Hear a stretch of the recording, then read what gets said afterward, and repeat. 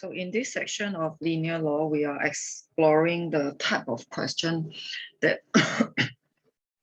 that doesn't need you to be drawing the graph. They will have drawn the graph for you, or there will be some description about their x-intercept or y-intercept.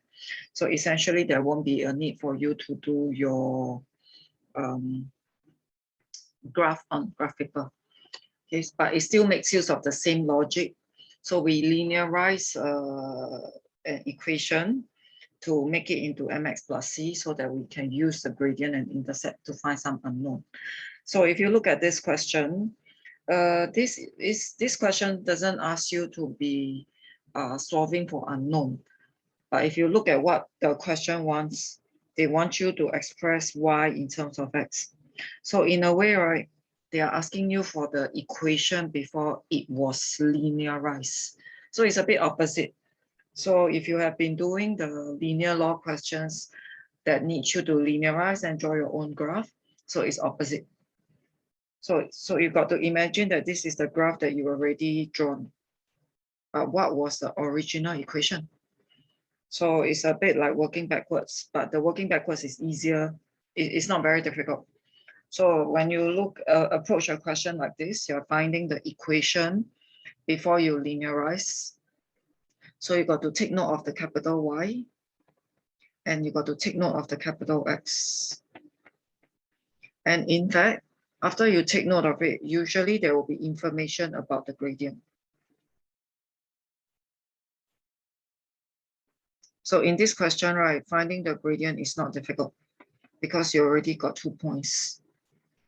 So we just find the gradient.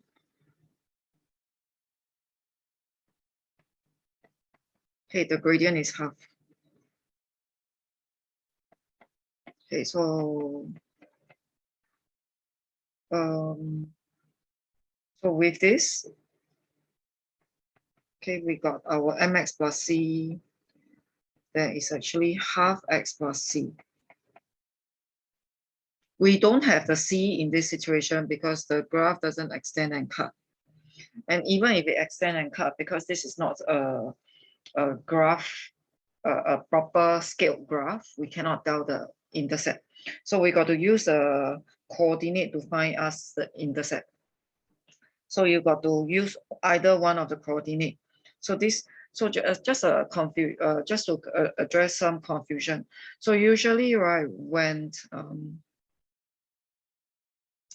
when you use a small x and y, if let's say you got a coordinate that is 2, 1, it simply means x is equal to 2, y is equal to 1. But in this case, it is not. Okay, so in this case, it is not. So in this case, right, this 2 is actually the capital X. This is actually the capital Y. So this is the capital X and this is the capital Y. So in other words, right, so if let's say the axis is like this is capital X and this is capital Y. Essentially, right, this is 1 over X. And then this is X times Y. Okay, so there will be questions that test you on this idea. So it's not going to be the usual small x and small y idea. Okay, so look at the equation right now. Your equation is in capital X and capital Y. So make sure you use your capital X and you use your capital Y.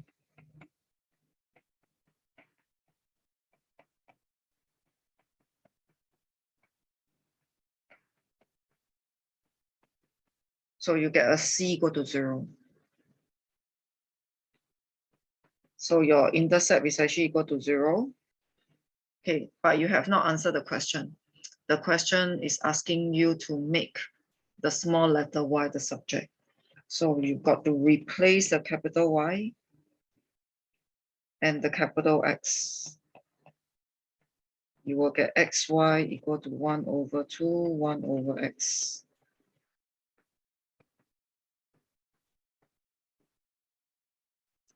Then from here, so from here, you divide the x over to make y the subject. So this is the original equation before you linearize. So we are working opposite to find out the original equation before you linearize. So another type of question is like example 2. Another type is like example 2. Example 2 has the, we will need to solve for unknown. So we will need to solve the unknown. And then we are given the original equation. We are also given the graph that is drawn.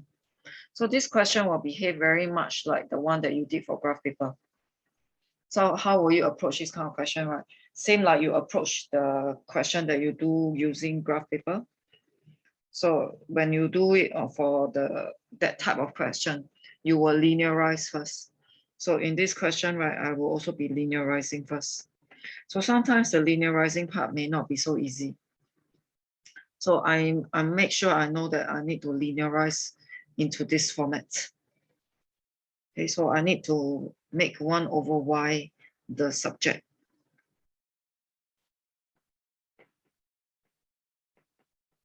So what I'm going to do is I'm going to move all the y to one side.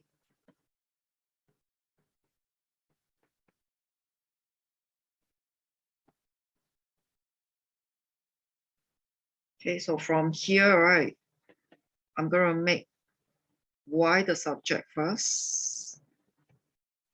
And I'm going to do a reciprocal on both sides. So I'm going to do a reciprocal on both sides. So both sides are single fraction. So when both sides are single fraction, I can reciprocal both sides. So can you see I flip over, I reciprocal the fraction on both sides. So that only happens when you got a fraction on the left and when you got a fraction on the right. It doesn't work when you got more than one fraction on either one of the sides. So that actually helps me to make 1 over y the subject already. So from here, I continue. I share the same denominator. As I share the same denominator, my capital X surface.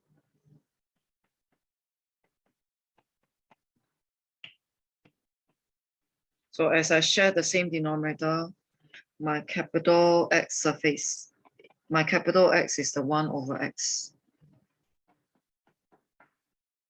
So after linearizing, you will have successfully gotten the axis that is in the question. And this is your gradient. And this is your y-intercept. So this, I'm going to label this like my equation 1. So currently, whatever I have done, I'm just linearizing. I'm just linearizing the original equation, just like my usual linear log graph question. So the next one, I'm going to make use of my capital Mx plus C. So this is y, this is x, and I can tell my gradient.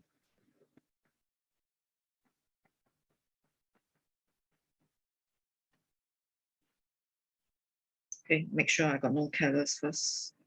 So I can tell my gradient.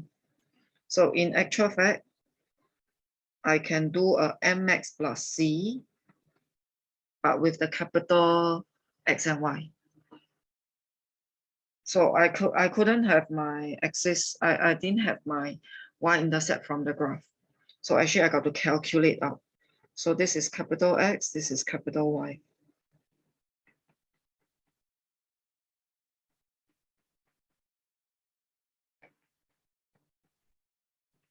So that would have made my equation totally completed.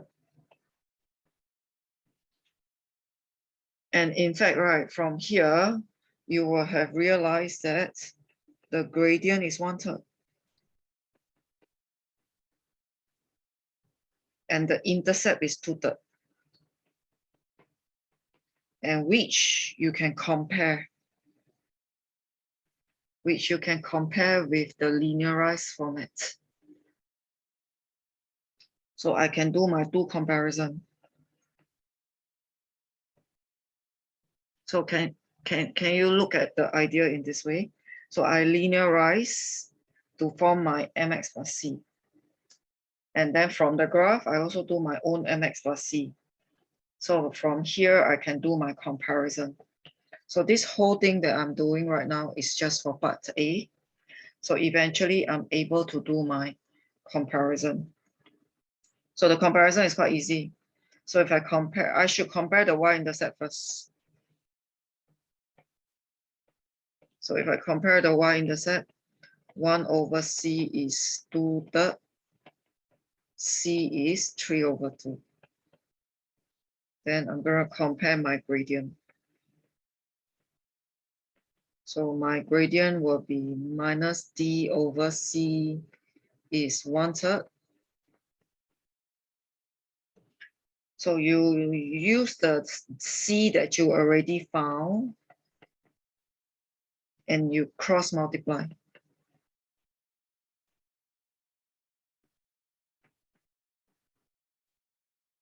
So you will have solved for the two unknown. So again, we solve for the two unknown based on comparing gradient and comparing y-intercept, which is the initial concept about linear law. We linearize, make use of gradient to find an unknown, make use of y-intercept to find an unknown. So now that you got your C and D through the comparison, instinct, right, should be, you should know how to return back the two unknown into your equation.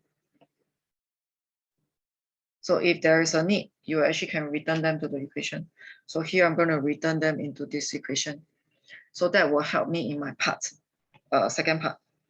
So using this, my equation will become 3 over 2x minus half y equal to xy.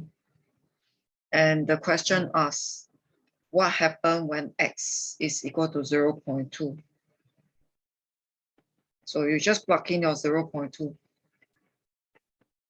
So take note, the 0.2 is the small x. It's not the capital X. So you already solved for the unknown. So you can just return the unknown to the original equation. Then you can just use the original equation to find your y. Okay, so in this question, right, your y, you will get 3 over 7. There's a typo here. It should be a 3 over 7, if I remember correctly. So the whole idea still lies with linearizing. It still lies with getting the gradient and intercept. So this will be the main method that you will be using for this type of linear law question that doesn't involve you to draw the graph. They will have drawn the graph for you. So this is how we do it.